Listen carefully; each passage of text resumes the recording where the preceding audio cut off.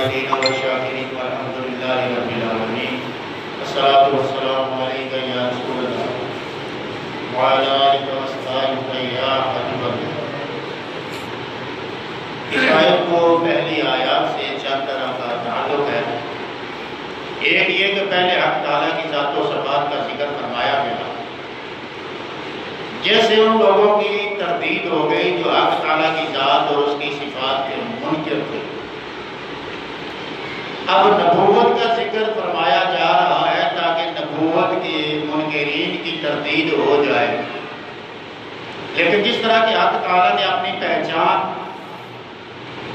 اپنی مخلوق کے ذریعے سے کرائی، اسی طرح نبی کی پہچان بذریعہ کتاب، اور دوسرا یہ کہ اس سے پہلے بندوں کو عبادت کا حکم دیا گیا، اور عقل انسانی مقبول اور غیر مقبول عبادت میں فرق نہیں کر سکتی۔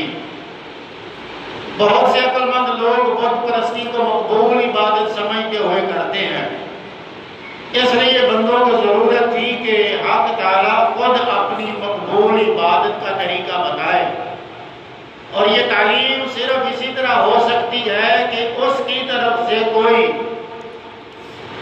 قانون کتاب بندوں کو ملے جس سے اللہ تعالیٰ کی طرف رجوع کرنا آسان ہو، اور کتاب بھی وہ جس سے اس کا اللہ کی طرف سے ہونا دلیل سے ثابت ہو۔ اور تیسرا تعلق یہ ہے کہ پہلے بندوں کو تو خدا تک پہنچنے کا حکم دیا گیا تھا، اب یہ بتایا جا رہا ہے کہ اب بندوں تم ادنا ہم اعلیٰ، تمہاری پہنچ ہم تک کیسے ہو سکتی ہے؟ اس لیے اپنی ذات تک رسائی کے لیے درمیان میں ایک رستہ رکھا جاتا ہے، اس رستے کا نام ہے نبوت۔ تو تم پہلے نبی تک پہنچو، اگر نبی تک پہنچ گئے تو تم سمجھو ہم تک پہنچ گئے۔ اس ذات کی نبوت ثابت کرنے کے لیے عربوں کے ذوق کے مطابق دلیل قائم فرمائی۔ بہرحال یہ آیت کتاب اور نبوت دونوں سے متعلق ہے، اور یہ بھی تعلق کہ پچھلی آیت میں بارش آسمانی کا ذکر تھا جس سے رزق جسمانی پیدا ہو کر ربوبیت جسمانی ظاہر ہوتی ہے۔ اب بارش رحمانی کا یعنی قرآن کا اللہ تعالیٰ نے اس آیت میں ذکر فرمایا، جس سے رزق ایمانی یعنی تقوی اور طہارت پیدا ہوتے ہیں، جس سے اللہ تعالیٰ کی ربوبیت باطنی واضح ہوتی ہے۔ اللہ تعالیٰ نے ارشاد فرمایا وَإِن كُنتُمْ، ان شک کے موقع پر بولا جاتا ہے، اور کفار چونکہ شک کرتے تھے لہذا اس جگہ پر ان سے خطاب فرمایا۔ اللہ اکبر۔ عقل مند واعظ اپنے مخالفین کی جماعت میں کھڑے ہو کر یہ نہیں کہتا کہ تم میرے مخالف ہو، بلکہ اس کا انداز بیان اس طرح سے ہوتا ہے کہ اگر تم کو میری بات میں شک ہو تو فلاں فلاں دلائل میری بات کے ہیں، ان پر غور کرو، تمہیں میری بات کا یقین ہو جائے گا۔ یہ وہ انداز ہے جس سے سننے والے کی ہٹ نرمی دور ہو جاتی ہے۔ فی ریبن، ریب کے معنی ہے شک۔ یہاں یہ نہ فرمایا گیا کہ اگر تمہارے دل میں کوئی شک ہو، بلکہ فرمایا گیا کہ اگر تم شک میں ہو، جس سے معلوم ہوا کہ یہ شک ایک عارضی چیز ہے جس میں تم مبتلا کر دیے گئے ہو۔ اس عارضی بیماری کا علاج وہ ہے جو ہم بتا رہے ہیں۔ یا اللہ وہ علاج کیا ہے؟ رب کریم نے ارشاد فرمایا اس عارضی بیماری کا علاج ہے مما نزلنا، تنزیل سے بنا ہے جس کا معنی ہے آہستہ آہستہ اترنا۔ چونکہ کفار عرب یہ بھی اعتراض کرتے تھے کہ خدائی کتاب کو ایک دم آ جانا چاہیے، ایک دم نازل ہو جانا چاہیے۔ شعراء کا یہ کام ہے کہ وہ دو چار شعر بنا کر دیوان تیار کر لیتے ہیں۔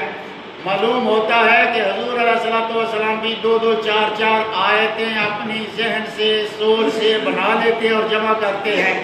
ان کے اسی شعبے کا ذکر کر کے فرمایا گیا کہ تم کو اس قرآن کے آہستہ آہستہ اترنے کا شک ہو تو آئندہ دلیل پر غور کرو جو کہ ہم بیان کرنے والے ہیں۔ علی عبدنا، اس میں بھی کفار عرب کے دوسرے شبہ کا ذکر ہے کہ کلام الہی کسی بندے خاص کر انسان اور خاص کر رسول صلی اللہ علیہ وسلم کی ذات پر نہیں آنا چاہیے، بلکہ جن کے پاس مال و دولت ہے ان پر آنا چاہیے۔ جن کے پاس نہ مالت نہ دولت نہ کسی سے علم حاصل کیا ان کے پاس نہیں آنا چاہیے، نہ علماء کی صحبت میں وہ رہے ان کے پاس یہ قرآن نہیں آنا چاہیے۔ تو فرمایا کہ اگر تمہیں اس کریم ذات پر قرآن کے اترنے کا شبہ ہے تو مذکورہ والا علاج کرو۔ گویا یہ آیت صدہا بیماریوں کی دوا اور بہت سے شبہات کا تفیہ ہے۔ خیال رہے کہ یہاں رب کی عطا اور حضور کا ذکر ہے، اور یہاں اسی لیے اللہ تعالیٰ نے حضور کا فرمایا کہ بندے کا کام مولا سے لینا ہے۔ جہاں حضور صلی اللہ علیہ وآلہ وسلم کی عطا کا ذکر ہے وہاں حضور کو رسول فرمایا، عطا کو رسول۔ اللہ اکبر۔ خیال ہے کہ حضور خالص اللہ کے بندے ہیں جسے اللہ کی شان ظاہر ہے۔ ہم کبھی نفس کے بندے ہو جاتے ہیں، کبھی ہم شیطان کے بندے ہو جاتے ہیں، کبھی درہم و دینار کے بندے۔ اس کے علاوہ حضور علیہ السلام کی ہر ادا اللہ تعالیٰ کی ربوبیت کا پتہ دیتی ہے، لہذا عبداللہ ہونا حضور کی بہت بڑی صفت ہے۔ فَأْتُوا بِالسُّورَةِ، سورہ یا تو سور سے بنا ہے یا سور سے، یعنی یا تو اس کا واو اصلی ہے یا حمزہ سے بدلا ہوا۔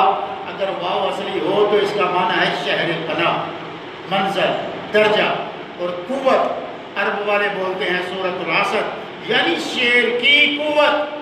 چونکہ قرآن کی سورہ بھی ایک مضمون کو گھیرے ہوتی ہے، یا پڑھنے والا اس کو طے کرتا ہے جیسے منزلوں کو طے کیا جاتا ہے، یا بمقابلے آیت کے وہ زیادہ کمی ہوتی ہے۔ ان وجہوں سے اس کو سورت کہتے ہیں۔ اور اگر یہ حمزہ والی ہے سور تو اس کا معنی ہے ٹکڑا اور بچی ہوئی چیز۔ چونکہ سورت بھی قرآن پاک ہے کہ جز ہے اور ہر ایک دوسرے سے علیحدہ ہے، اسی لیے اس کو سورت کہا جاتا ہے۔ اصطلاح میں سورت قرآن کے اس حصے کو کہتے ہیں جس میں پورے کا پورا مضمون بیان کیا گیا ہو۔ من یہاں پر یا تو بیانیہ ہے، اگر بیانیہ اس وقت معنی یہ ہوں گے کہ ایسی کوئی ایک صورت لاؤ۔ یہاں جو آیت مبارک ہم نے پڑھی ہے اس میں اللہ تعالیٰ نے پورے مخالفین کو ایک چیلنج کیا ہوا ہے، وہ بات انشاءاللہ آگے جا کے ہوگی۔ ابھی تفسیری حوالے سے الفاظ کو بیان کر رہے ہیں کہ اس قرآن کی ایک صورت کے مقابلے میں لاؤ جو کہ قرآن کی صورت یا میں تمیزیہ ہے۔ چونکہ کفار کہا کرتے تھے لَقَالْنَا مِن مِثْلِ هَذَا، یعنی اگر یہ چاہیں تو ایسا قرآن ہم بھی کہہ لیں، یا یہ فرمایا گیا لوگوں اگر تم ایسا قرآن کہو تو اس میں سے ایک صورت بارگاہ نبوی میں بھی پیش کرو تاکہ تم کو اس کی حقیقت معلوم ہو جائے، یا یہ من ابتدائیہ ہے، اس کا مطلب وہی ہوگا، یعنی ایک ایسی صورت لے آؤ جو تمہارے بنائے ہوئے قرآن میں سے نکل آئے۔ انشاءاللہ بات آگے چلے گی تفسیری حوالے سے، پھر اس آیہ مبارکہ کے جو تفسیری نکات ہیں وہ کل بیان کیے جائیں گے۔ درود پاک پڑھ لیجیے۔ صلاۃ و سلام علیکہ یا رسول اللہ وعلی آلہ و صحبہ یا حبیب اللہ، صلاۃ و سلام علیکہ یا نبی اللہ وعلی آلہ و صحبہ یا حبیب اللہ، الحمدللہ رب العالمین، والعاقبۃ للمتقین، والصلاۃ والسلام علی سید الانبیاء والمرسلین صلی اللہ علیہ حبیب سیدنا محمد وسلم۔ مولا کریم جو کلمہ کلام پڑھا گیا اس کو اپنی بارگاہ میں قبول فرما۔ اس لمحے تک ہماری آمدن ساون چھوٹی بڑی صغیرہ کبیرہ ساری خطائیں کو آپ فرما، ہمارے بیماروں کو صحت عطا فرما، ہمارے رزق میں برکت عطا فرما، ہمارے گھر بار حال اولاد کی خیر فرما، ہمارے دوست احباب کی خیر فرما، ہمارے جتنے پیارے ہم سے جدا ہوئے ان کو جنت میں اعلیٰ مقام عطا فرما۔ مولا کریم میرے بھائی ان کا انتقال ہوا ہے، پروردگار کروڑ جنت عطا فرما، تیری بارگاہ میں ارتجا ہے ہم سب کا خاتمہ بے ایمان فرما۔ وصلی اللہ تعالیٰ علیہ خیر خلقہ محمد۔